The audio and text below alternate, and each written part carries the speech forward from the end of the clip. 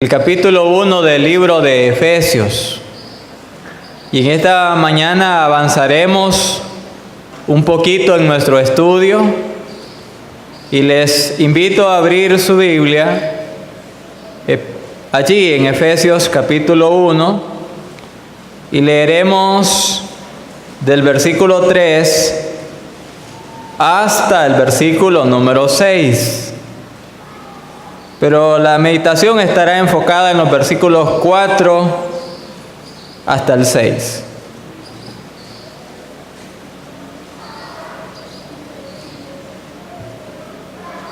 ¿Me ayudan con ese ventilador a apagarlo, por favor? Gracias.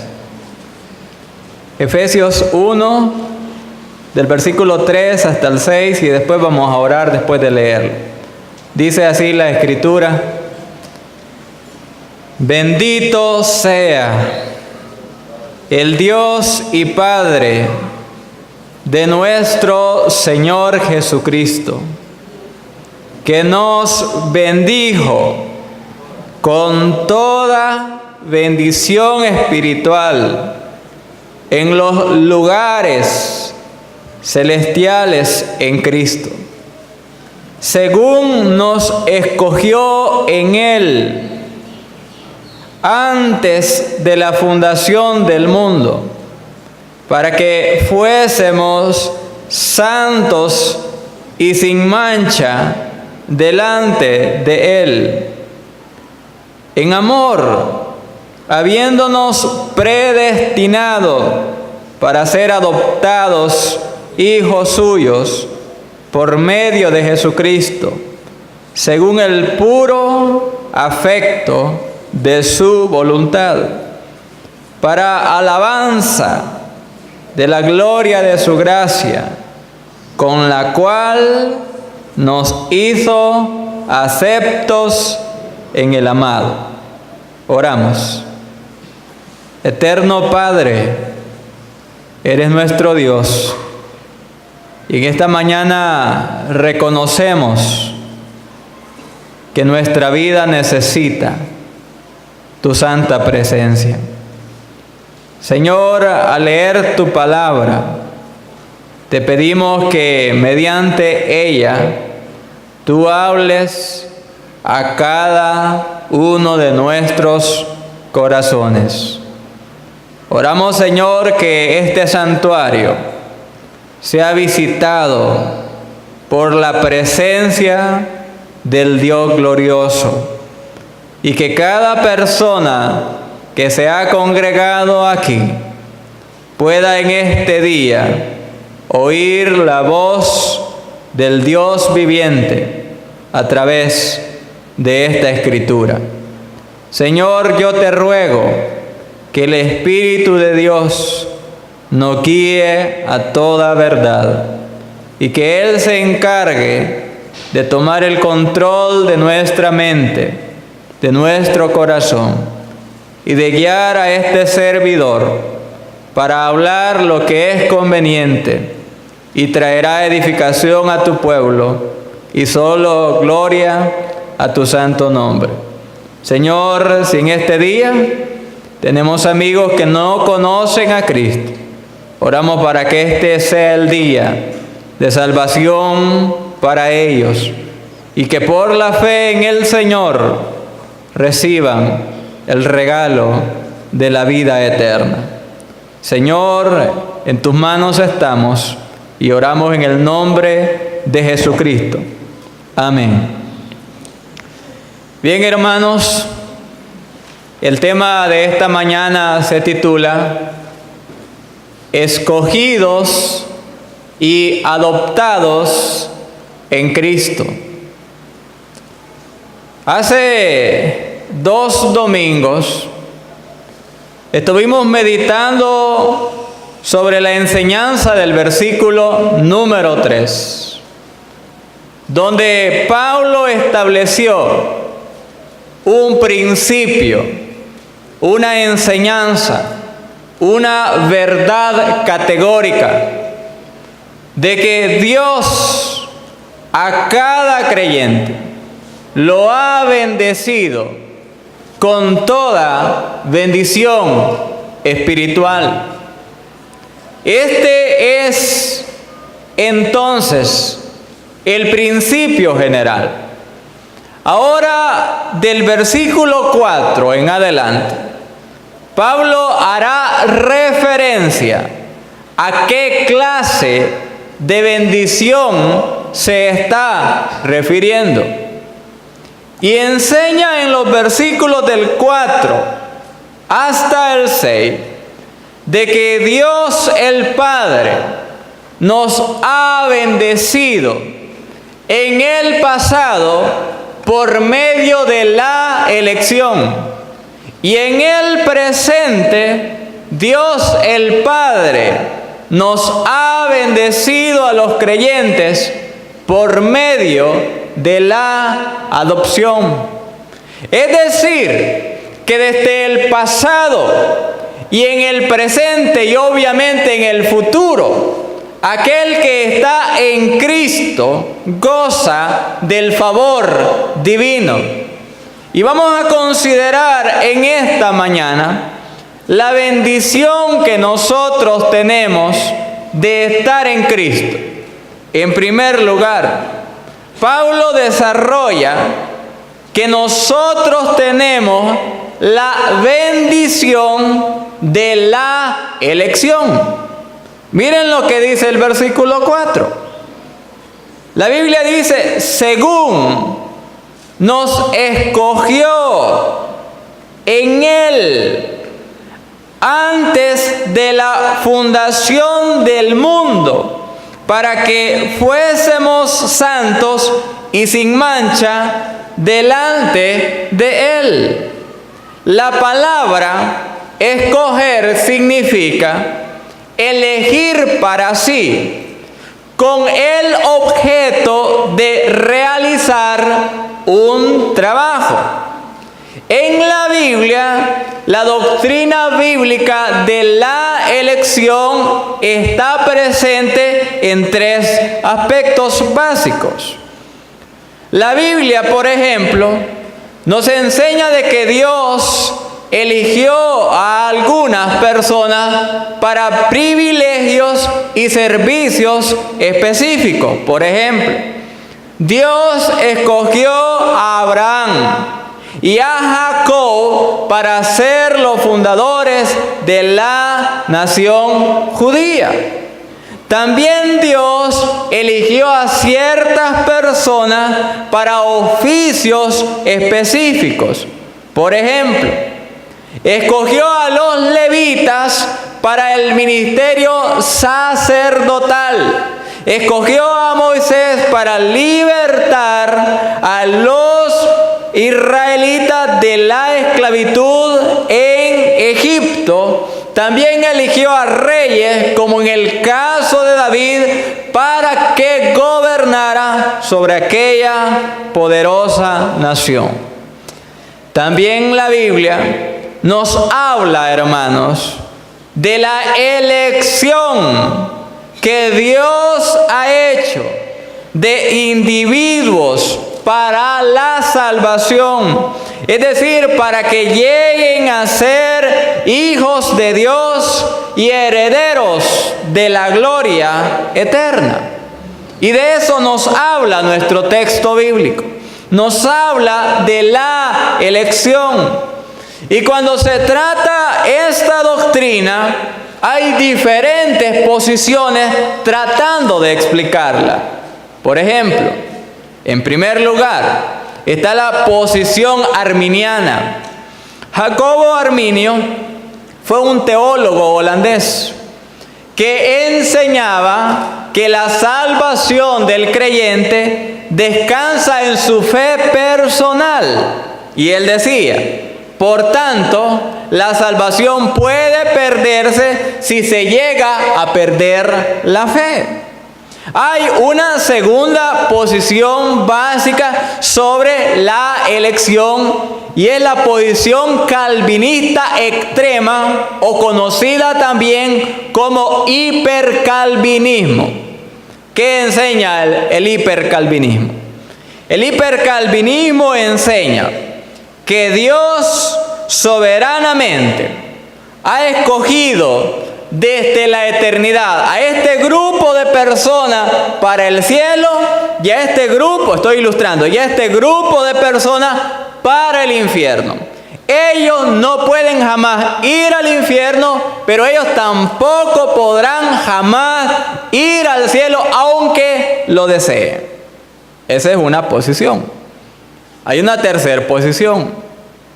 Esta posición sostiene que Cristo, cuando murió en la cruz del Calvario, murió por todos los hombres.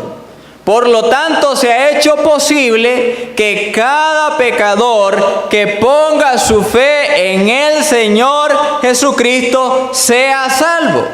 Esta posición sostiene que el hombre que cree en Cristo se salva por gracia mediante la fe. Ahora, hermanos, ¿qué nos enseña la Biblia? ¿Será cierto de que Dios ya tiene ciertas personas destinadas para el infierno y otras para el cielo? Miren, los datos bíblicos nos presentan al menos las siguientes verdades. Número 1, que Dios ama a todos los hombres por igual. Dice la Biblia, de tal manera amó Dios al mundo.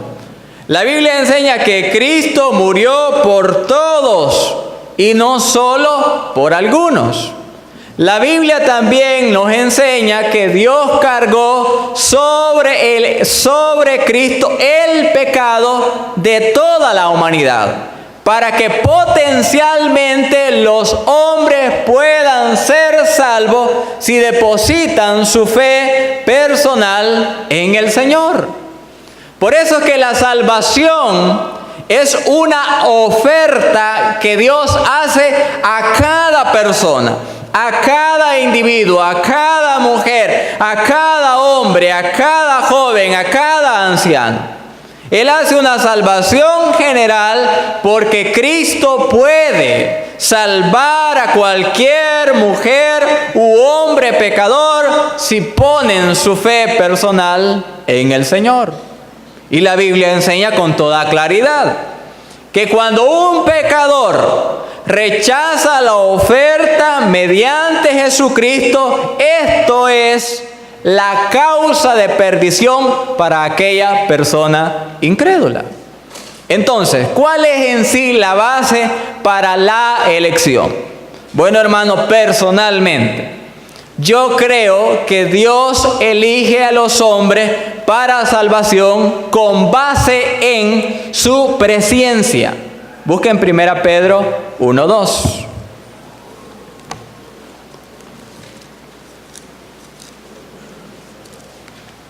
¿Qué dice la Biblia en primera carta de Pedro, versículo 1 en realidad? No, perdón, estoy equivocado. Versículo 2, correctamente. ¿Qué dice el apóstol Pedro?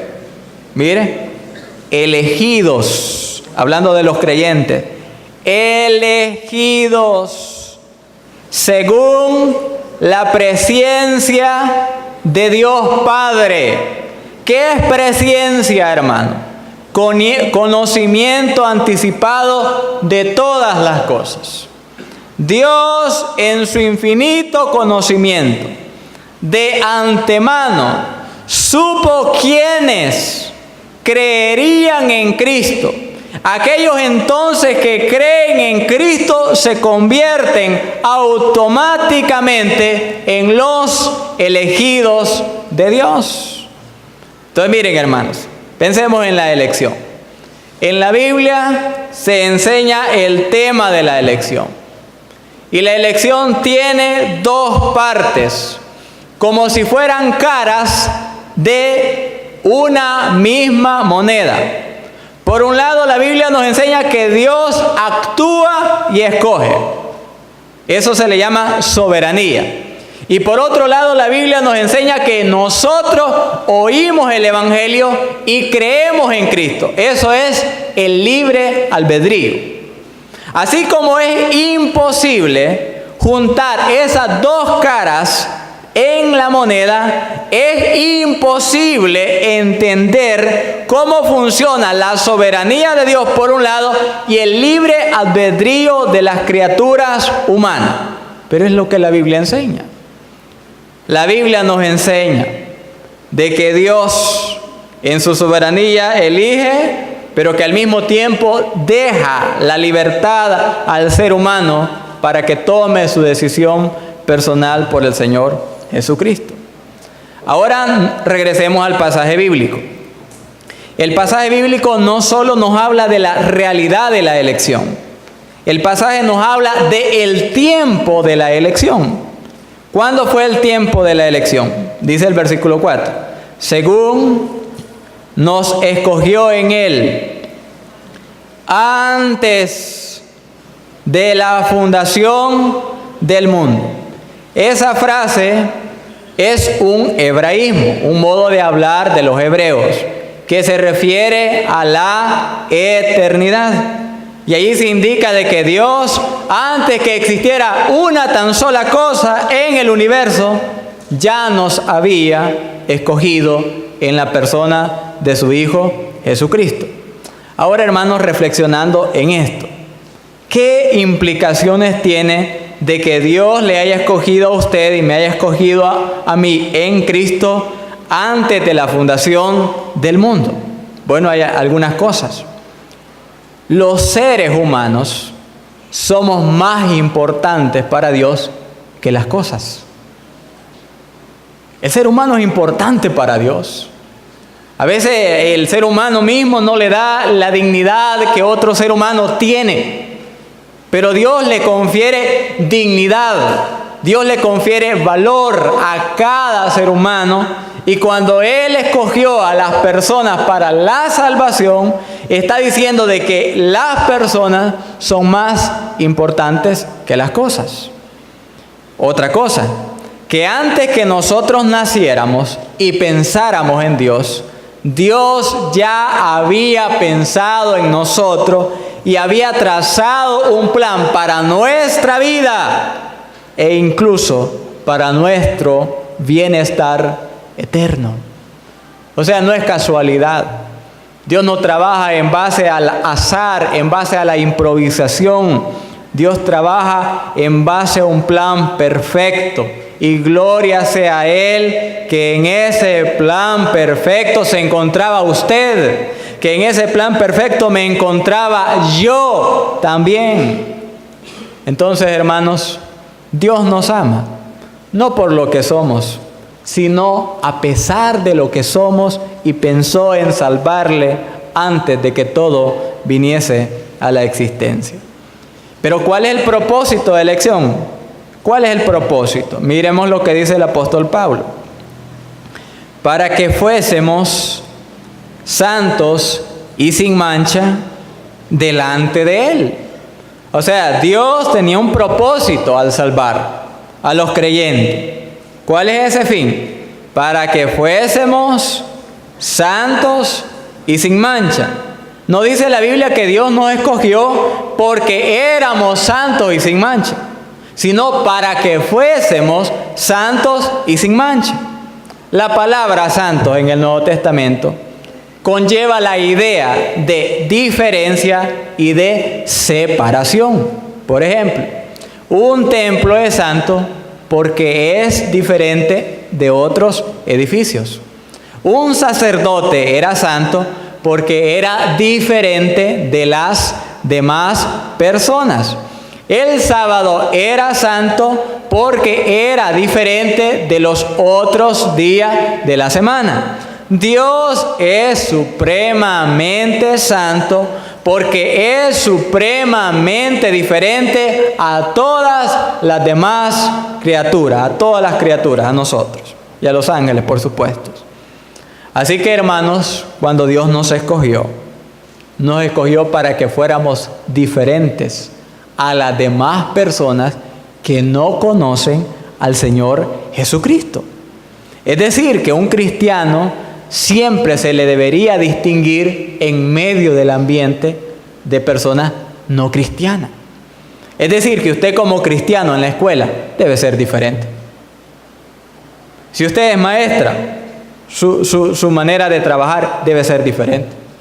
Su manera de enseñar debe ser mejor que de aquellos que no conocen al Señor.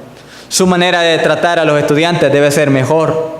Si usted trabaja en el hospital, usted no tiene que ser esas personas agrias que a veces uno encuentra en esos lugares. Usted tiene que ser una persona amable. Usted tiene que ser una persona servicial. Usted tiene que ser una persona honesta, porque los cristianos debemos ser diferentes, porque para eso Dios nos ha elegido. Pero aquí hay otra palabra, otra frase. La Biblia dice que nosotros debemos ser sin mancha delante de Él. ¿Cuál es la idea de esa frase? Esa frase viene del mundo de los sacrificios que tenían los judíos, hermano. Antes de ofrecer un sacrificio, los sacerdotes inspeccionaban a aquel animal. Si le encontraban uno, aunque fuese un mínimo defecto, aquel animalito quedaba descartado para ofrecerlo a Dios. Significa que el creyente debe procurar en cada aspecto de su vida ser así, sin mancha. Es decir, que no tenga cola, como dicen aquí, que le pateen, que no tenga cola, que le machuquen, si no me entiende, pateen. En su trabajo, en su descanso, en su familia, en su deporte, en la vida familiar, en su vida laboral, relaciones personales. Así debemos ser. Entonces los creyentes, hermanos, debemos ser diferentes y debemos procurar en cada área de nuestra vida ser distintos, porque para eso Dios nos ha escogido. Ahora, en segundo lugar, Pablo nos ha hablado de la bendición del pasado, que es la elección, pero a continuación nos habla de la bendición presente, que se llama la adopción. Versículo número 5. Miren lo que dice. En amor, habiéndonos predestinado para ser adoptados hijos suyos por medio de Jesucristo, según el puro afecto de su voluntad. Permítame compartir con ustedes una explicación histórica de lo que era la adopción en los tiempos del apóstol Pablo. En el mundo antiguo, hermanos, estaba en uso la ley romana. En la ley romana, un padre tenía poder absoluto sobre sus hijos durante toda la vida. Podía incluso, miren, vender a un hijo suyo, si así le parecía, como esclavo. E incluso podía a un hijo darle la muerte. El padre tenía todo derecho sobre los hijos en aquella cultura. Entonces, según la ley romana, un hijo no poseía absolutamente nada. Cualquier herencia que se le legara o cualquier regalo que se le hiciera eran propiedad de su padre. Y no importaba la edad del hijo, ni los honores, ni las responsabilidades que hubiera alcanzado aquella persona. Siempre ese hijo estaba totalmente bajo el poder de su padre. Había un ritual especial para la adopción que era bastante impresionante. ¿Qué hacían? Se llevaba a cabo la adopción mediante la venta simbólica de la persona del hijo que se iba a vender, y para ello se usaban monedas y una balanza. El padre real vendía a su hijo 2 veces y 2 veces le recuperaba simbólicamente. Finalmente le vendía la tercera vez y la tercera era la vencida. Ya no lo compraba, lo dejaba en poder del otra persona que lo quería adoptar. Cuando eso ocurría, se consideraba la adopción completamente definitiva. Aquel hijo ya pertenecía a otro padre, a otra familia, y ya no podía volver a aquella familia anterior. Ahora, hermanos, cuando este hijo era adoptado, tenía todos los privilegios de un hijo legítimo y perdía todos los derechos que le correspondían a su familia anterior. Es decir, que ante la ley romana el adoptado era una nueva persona, hasta tal punto que todas las deudas y obligaciones que le pudieran corresponder por su familia anterior quedaban extinguidas, abolidas. Miren qué bonito. Entonces Pablo está hablando de la adopción. Y esto es lo que dice Pablo. Eso es lo que Dios hizo con nosotros. Estábamos totalmente en el poder del pecado y del mundo. Dios entonces, por medio de Jesús, nos ha liberado de ese poder y su adopción borra el pasado y nos hace nuevas criaturas. Ahora permítanme compartir una ilustración de nuestro tiempo con relación a la adopción.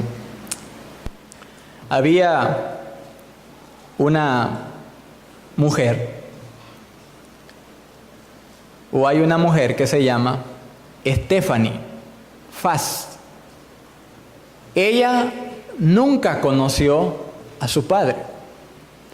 Posiblemente fue un soldado estadounidense que peleó en la guerra de Corea que se inició en 1950. Esta muchacha, Stephanie, era hija de una mujer coreana y de un soldado estadounidense. Pero resulta que en Corea no había lugar para niños birraciales. Cuando ella tenía como 3 o 4 años, escuchó a su madre discutir con sus familiares, porque a su mamá se le habría presentado la oportunidad de casarse, pero la niña no era parte de los planes de su mamá. En aquel país había una discriminación inmensa hacia los niños birraciales. Ellos eran distintos en su fisonomía y por tanto todos sabían de que la niña no era una coreana pura. Entonces la mamá hizo lo siguiente. La mamá le dijo que la iba a enviar a la casa de un tío. Entonces se subieron a un tren, pensando de que la niña iba a ser llevada a la casa de un tío. En un trayecto del viaje, su mamá se arrodilló y le dijo a la niña que no tuviera miedo, que ella continuara su camino y que allá la iba a estar esperando su tío. La mamá se bajó del tren y la envió solita.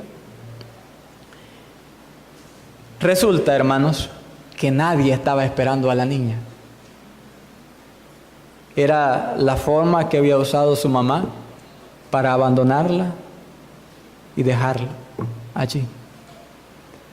Pasaron las horas y aquella pequeña niña se encontraba en la estación de tren. Y le encontró un hombre y le respondió qué hacía allí. Ella le respondió, espero a mi tío. Pasaron las horas y el tío nunca apareció. Entonces ese hombre por primera vez llamó a aquella niña Twiggy, que es un calificativo muy ofensivo en la cultura coreana. Esa palabra significa mestizo, hijo de 2 sangres, basura, mugre, bastardo, demonio extranjero. Desde ese día comenzó una terrible odisea para aquella niña. Ella vivió a las faldas de las montañas y en los alrededores de las aldeas que había allí. Para poder alimentarse robaba, a veces frutas, a veces hortalizas y a veces arroz. Iba a los campos de arroz y cazaba, hermano, lo que nosotros llamamos chacuatetes, saltamontes, para poder comer. Como el clima ya de invierno es sumamente frío, en una oportunidad ella encontró una madriguera de zorro. Trajo paja del campo, de los campos de arroz, y hizo dentro de aquella cueva una especie de cama para poder refugiarse del inclemente invierno. Frecuentemente a esta niña Stephanie, los campesinos le llamaban así, tuiji inmunda. Los niños se burlaban de ella. Ella pensaba que no valía nada. No tenía hogar, no tenía familia, andaba sucia, no tenía identidad, no tenía futuro, no tenía esperanza. Con el paso del tiempo ella empezó a odiarse a sí misma. En una ocasión fue sorprendida robando por los campesinos y le echaron en un pozo que tenía agua, esperando que ella muriera. A los 7 años de edad, aquella niña llamada Stephanie, repetidas veces fue abusada. Pero eso no es todo. Hubo una epidemia de cólera en Corea y ella se enfermó. Perdió rápidamente peso, tenía una alta fiebre y deliraba. En cierta oportunidad, estando ella enferma por causa de su necesidad de comer, tuvo que ir a robar alimentos y fue descubierto. Los hombres crueles la capturaron y la fueron a tirar a un edificio abandonado, donde había miles, literalmente, de ratas de alcantarilla. Estando allí llorando, desesperada, angustiada, aquella pobre niña, de repente una luz de esperanza apareció en su camino. Y es que una enfermera de Visión Mundial se apareció allí. Su trabajo era, en realidad, recoger bebés abandonados. Ella únicamente se llevaba bebés abandonados después de la guerra que hubo en Corea. Pero resulta de que aquella enfermera sintió compasión por aquella pobre niña. Y se la llevó con ella a pesar de que ya tenía 7 años de edad. La llevó a un orfanato y ella era una de las niñas mayores. Se encargaba de cuidar a los bebés, de lavarles los pañales, de tender sus pañales, de chinear a los niños en aquel lugar. Cierto día oyó Stephanie que llegaría una pareja estadounidense para adoptar un bebé. Así es que ella peinó a los niños, los bañó y les puso la mejor ropa que ellos tenían. Cuando llegó la pareja, hermanos, Stephanie se quedó sorprendida de la forma en que el hombre gringo, un hombre alto, un hombre chele, un hombre fornido, levantaba a los bebés, les sonreía, los abrazaba y les daba un beso. E iba haciendo lo mismo con cada niño que estaba en las cunas. Pero de repente algo sucedió, de que aquel hombre se le quedó viendo fijamente a los ojos a ella. Ella, hermanos, tenía en ese entonces casi 9 años de edad. Mostraba suciedad en sus codos y rodillas. Estaba su cabeza llena de piojos. Tenía un ojo vago que daba una especie de giro en su cuenca. No podía aquella niña ver muy bien. Estaba tan desnutrida que pesaba tan solo unas 30 libras. El Señor se agachó, la miró a los ojos, extendió su mano, acarició su cara. Pasaron unos segundos así y aquella niña llamada Stephanie hizo algo impensable. Apartó violentamente la mano del rostro del hombre, lo miró a los ojos con furia, lo escupió 2 veces y salió huyendo. Pero sucedió lo siguiente, de que a pesar de todo eso, la pareja regresó después con la intención de adoptar a aquella niña. Regresaron a Estados Unidos, a su hogar. Ellos eran unos misioneros. En ese momento la niña Stephanie no se daba cuenta de que la estaban adoptando.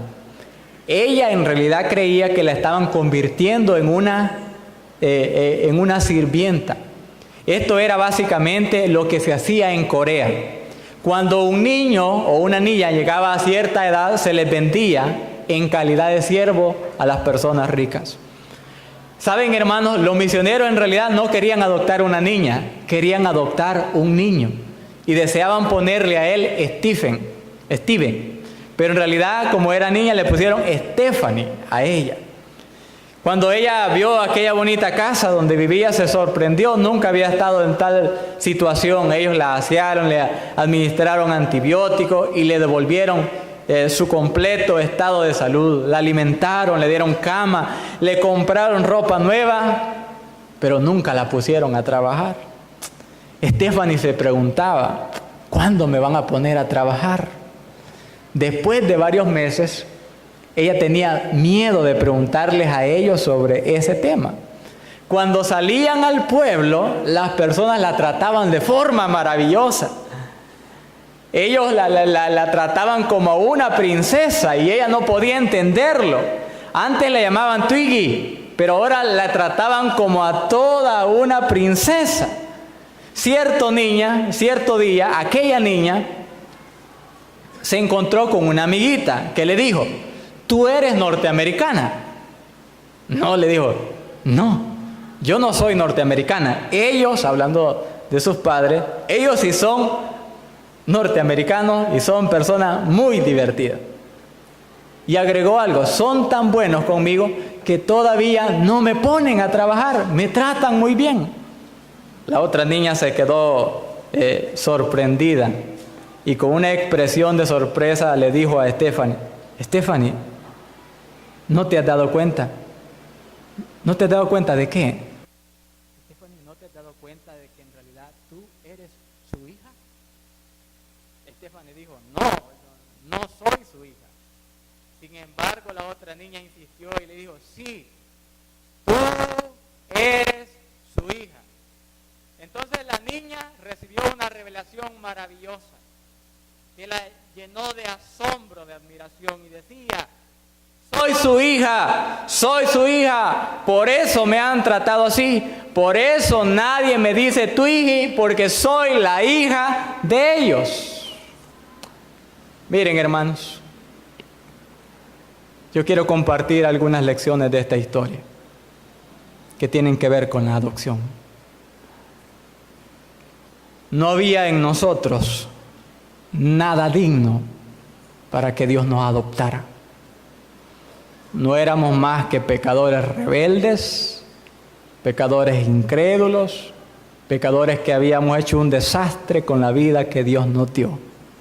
Pero a Él no le importó eso, porque aún sin merecer, a través de la persona del Señor Jesucristo, Él nos ha adoptado para ser sus hijos. Los creyentes, por medio de Cristo, hemos recibido algo más que el perdón de nuestros pecados. No somos, óigase bien, no somos un sirviente para Dios. En realidad nosotros somos sus hijos. Hemos sido adoptados por un Padre cuyo amor es perfecto, que nos acepta incondicionalmente, cuyo favor nunca se apartará de su vida y de la mía, y cuya bondad, como Padre nuestro que es, no tiene límites. Querido hermano, querida hermana, Dios es su Padre para siempre. Usted es su hija, usted es su hijo. Y esta es la gloriosa verdad que el Evangelio de Dios nos presenta. Es probable que en esta mañana hay corazones sensibles acá. Cuando se oye hablar de la palabra Padre, algunos recuerdan a aquel que les traicionó, a aquel que les hirió, a aquel que les abandonó, a aquel que nunca ha estado con usted, aquel que quizás no conoce a usted y piensa de que cuando hablamos de Dios como Padre estamos describiendo lo mismo. No es así. Dios es un Padre maravilloso. que nos ama tal como somos, que nos acepta tal como somos, que tiene su mirada puesta en usted y cada día le dice: hija, te amo. Hijo, te amo. Y siempre puedes contar conmigo. Vamos a orar. Dios, tu palabra nos enseña que eres nuestro Padre, que antes que el mundo viniese a la existencia, habías pensado en nosotros y nos amaste. Escogiste salvarnos un día a través del Señor Jesucristo. Señor, gracias, porque a tus ojos somos de inmenso valor. Gracias, Señor, porque no escatimaste esfuerzos para lograr nuestra salvación. Y hoy somos tus hijos. Oro, Señor, para que esta verdad sea creída por cada creyente en este santuario. Oro para que esta verdad libere corazones afligidos, corazones atados, que no han contado con un amor genuino en esta vida. Señor, oro por aquellos corazones heridos por sus padres, abandonados, rechazados, marginados. Hoy, Señor, revélate a ellos y diles que tú quieres ser su Padre, el Padre fiel, el Padre que con sus brazos de amor les abrazará, el Padre que perdona cualquier pecado cuando a Cristo se le entrega la vida. Señor, manifiéstate con tu gracia sobre todos los que oyen tu palabra.